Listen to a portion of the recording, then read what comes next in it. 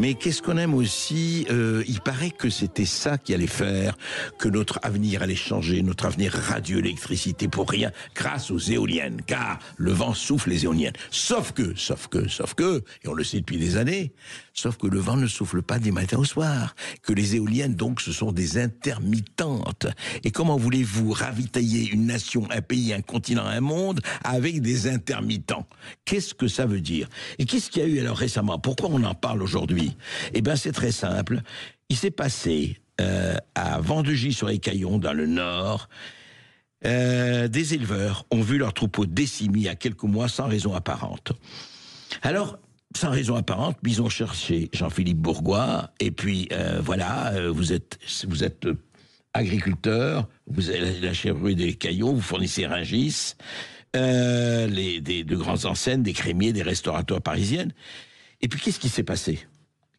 Eh bien, à partir de avril 2024, la production a baissé. On n'a pas bien compris ce qui se passait. Oui. Et puis, à partir de juillet, août 2024, on a perdu 33 chèvres l'été. Et on ne comprenait pas. Alors sur un troupeau de combien? Sur un troupeau de 200. En clair, entre août dernier et aujourd'hui, j'ai perdu 150 chèvres mortes sur la chèvrerie et 5 boucs.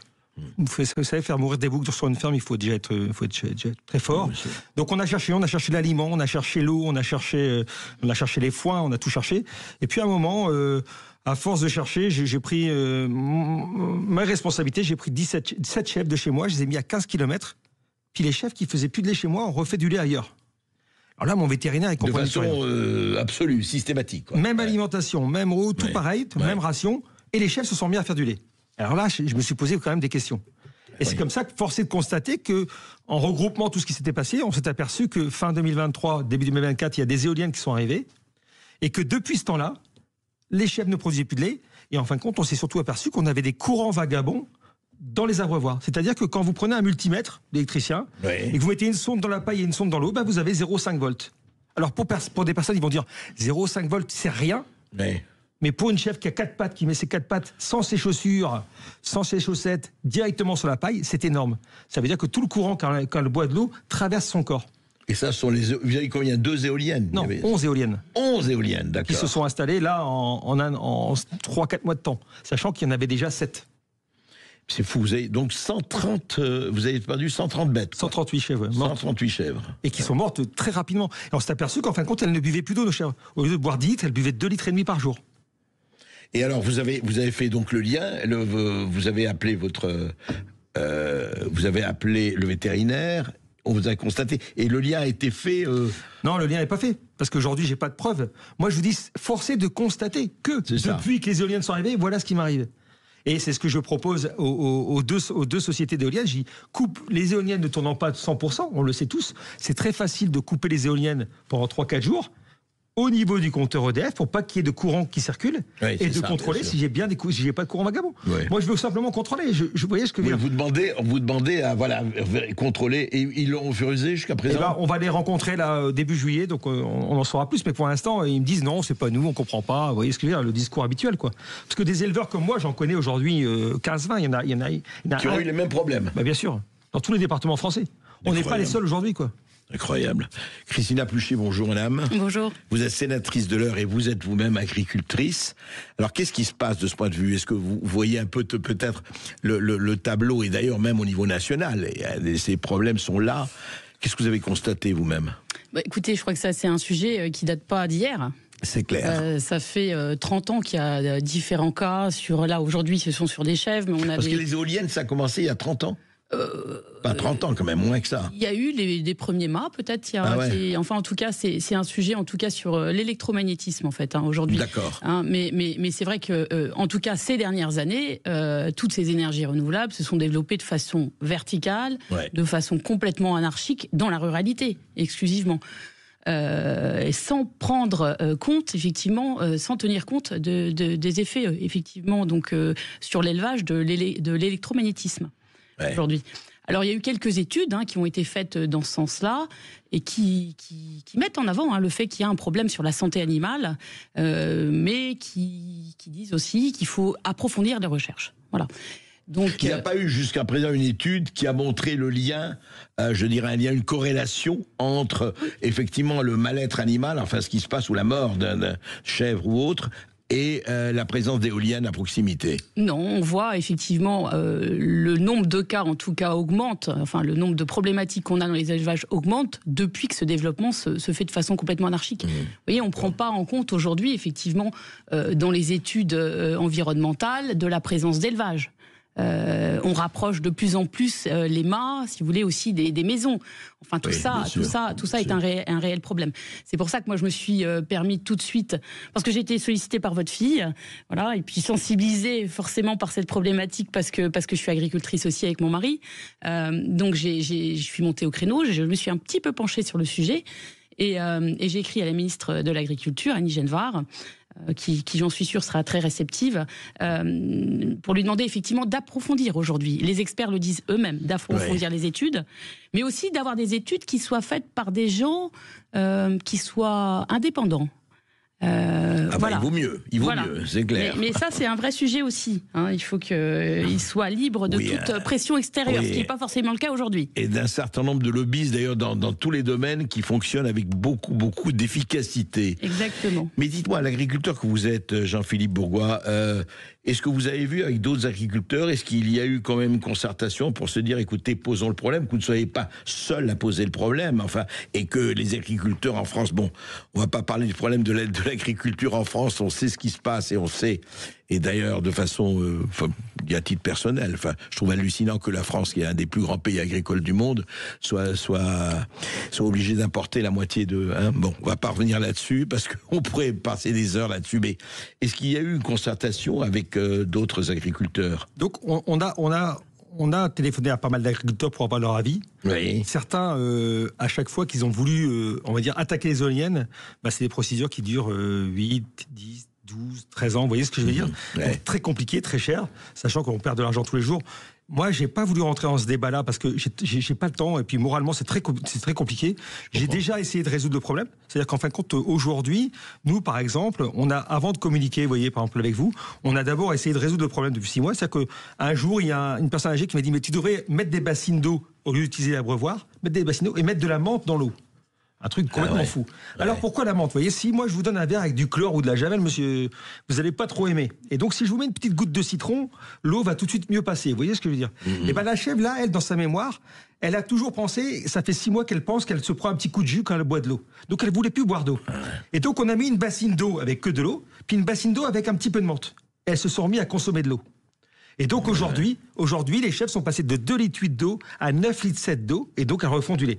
Donc maintenant que ça va mieux, mais j'ai pas résolu mon problème, j'ai toujours du courant vagabond dans mes abreuvoirs, mais j'ai résolu mon problème, donc j'ai dit maintenant je vais communiquer. Et il y a plein d'agriculteurs qui me disent merci Jean-Philippe, parce que tu essaies de faire bouger les choses. Eux, ils n'en peuvent plus, parce que vous voyez ce que je veux dire. Vous avez essayé d'avoir... C'est-à-dire qu'en fait, vous n'utilisez plus les abreuvoirs, vous faites vous utilisez des bassines. Et on remplit de l'eau dans les bassines, comme vous arrosiez votre jardin avec un jet d'eau, vous voyez, exactement pareil. Ça veut dire que l'eau du réseau n'est plus en contact avec l'eau de la bassine. Et alors, par contre, c'est une grosse contrainte parce que on remplit 5-6 fois par jour, quoi. Bien sûr. Toutes les bassines partout, quoi. Avec de la menthe. Alors, on a eu la chance aussi dans cette belle histoire, enfin, dans cette histoire un peu dramatique, mais dans cette histoire, c'est qu'on a une usine du Havre à qui j'ai téléphoné qui m'a dit, ah bah, monsieur, pourquoi on va vous aider, on va vous donner une palette de menthe. Ils m'ont donné une palette de menthe. Et là, demain, il arrive une deuxième palette de menthe pour nous aider à alimenter nos chèvres. Voyez, mais comme quoi, ça, c'est formidable, ce que vous êtes en train de dire, parce que quand on essaie de voir, quand on essaie d'innover, quand on essaie en tout cas de se bagarrer et de trouver des solutions, vous voyez, il faut inventer, on tourne et on a des chemins de traverse. Mais madame la sénatrice, quand même, Christina, qu'est-ce qui fait qu'il y a cette espèce de laisser-faire? On dit oui, il y a des problèmes, mais bon, écoutez, on continue comme avant. Regardez le budget qui va être alloué aux éoliennes et aux énergies renouvelables, alors qu'on sait aujourd'hui, et vous l'avez dit hors antenne, quel est aujourd'hui le taux de pollution des autres énergies, y compris le nucléaire et autres.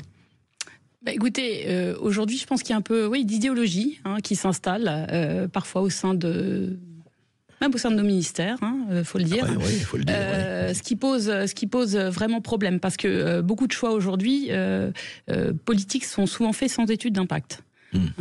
Là, on a le cas, vous voyez, sur ce problème d'élevage qu'on a aujourd'hui de Monsieur Bourgois. c'est en quelque sorte peut-être une alerte. Vous savez, les animaux ont des récepteurs sensoriels qui sont hyper développés, beaucoup plus développés que nous, 10 à 20 fois plus développés. Donc, vous voyez, ce développement qui n'est pas mesuré, je pense qu'il peut aussi avoir un impact aussi sur la santé. Parce que s'il y a un problème sur la santé animale, c'est pas sans conséquence sur la santé humaine, de toute évidence. C'est évident. Hein, nous, on perçoit les choses de façon moindre. Mais non, je pense que tout ça, c'est une forme d'idéologie assez dangereuse aujourd'hui, coûteuse, effectivement, alors même qu'on n'a pas de complexe à avoir. Aujourd'hui, on a un mixte électrique qui est à 95% décarboné. J'ai envie de vous dire, une pause s'impose là-dessus, surtout qu'effectivement, vous connaissez comme moi la situation financière de l'État, donc je pense qu'il est temps aujourd'hui de flécher l'argent public là où il y a des priorités. Ouais. Hein, la sécurité, la justice, l'école, la santé, ça ce sont vraiment des priorités aujourd'hui. Et sur les énergies renouvelables, une pause s'impose. Certes, une pause s'impose, mais je crois que vraiment, peut-être qu'il faut encore aller faire... Personnellement, il faut aller encore un peu plus loin parce qu'il n'y a pas que les bêtes qui sont touchées par ces énergies renouvelables. Quand on voit que du point de vue de l'électricité, le prix étant celui qu'il est, qui a quadruplé encore, et pourquoi, bon, on va pas revenir là-dessus, mais surtout, on voit très très bien que quand il n'y a pas de vent ou quand il n'y a pas de soleil, on fait quoi? Eh ben, on arrête tout et on fournit en gaz et en pétrole. C'est ce qui est ça, le n'importe quoi. Donc, faut poser la question au fond et il faut arrêter, moi je crois vraiment le délire. Et quand vous revenez à ça, je crois que avec vos agriculteurs, vous voyez ce que vous avez fait avec la bassine d'eau de menthe, voilà une initiative formidable, mais après ça, que les agriculteurs, j'espère, mettent dans leur... poser la question. Mais vraiment poser la question, vous savez, je veux pas vous donner, l'union fait la force, il y a que ça qui joue aujourd'hui, la pression qui joue aujourd'hui. Et vous allez faire une campagne auprès du Sénat, de vos collègues, etc. là-dessus. Écoutez, oui, à l'heure du budget, oui, moi j'essaie en tout cas d'ouvrir les yeux à un certain nombre de parlementaires sur cette problématique. Voilà, puis il y a eu aussi un rapport assez alarmant aujourd'hui pour appuyer aujourd'hui nos propos. C'est un rapport d'EDF qui vient de mettre en avant, c'était en février, c'est resté un peu sous silence, mais le fait qu'aujourd'hui toute cette injection dans notre réseau électrique, vous savez, d'énergie renouvelable, impose à notre réseau beaucoup de variations. Et donc ça induit un problème effectivement donc de sécurité électrique et de fonctionnement aussi. Aujourd'hui, une centrale nucléaire, vous voyez, on est obligé, elle ne fonctionne plus à 100% de leur capacité parce qu'il y a un excédent d'énergie renouvelable, ce qui fait qu'elles sont obligées de faire du start and stop en permanence. Non, mais on les ferme de temps en temps pour laisser fonctionner les énergies renouvelables. Sauf qu'aujourd'hui, c'est problématique, même en termes de sûreté nucléaire à terme. Et donc, vous voyez, l'idéologie va... contrecarre va au-delà effectivement de cette problématique, en tout cas n'en tient pas compte et ça c'est un vrai sujet aujourd'hui. Il faut ouvrir les yeux. Tue les chèvres et l'idéologie fragmente les humains, ce qui est aussi important. Alors pour le moment, pour finir, juste Jean-Philippe Bourgois, vous attendez quoi en fait, soit du gouvernement, soit des autorités, vous attendez quoi?